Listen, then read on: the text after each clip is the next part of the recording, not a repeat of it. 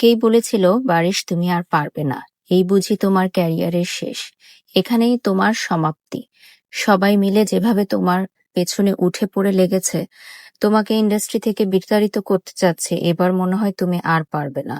এবার মনে হয় তোমাকে বিদায় জানাতেই হবে। সত্যিকার অর্থে নারীরা চাইলে কি না পারে। একজন নারী কিন্তু আরেকজন নারীর শত্রু আবার বন্ধু হতে পারে।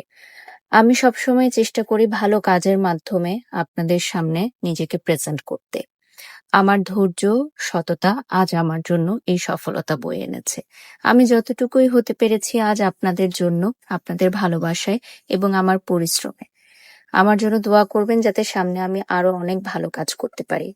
আজ সে সকল নারীরাই আমাকে দেখে বলে, আমাকে দেখে অনুপ্রাণিত হয়, আমার কাছ থেকে শেখে কিভাবে ধৈর্য ধারণ করে সব কিছু বাদ দিয়ে এগিয়ে যাওয়া যায় সামনের দিকে।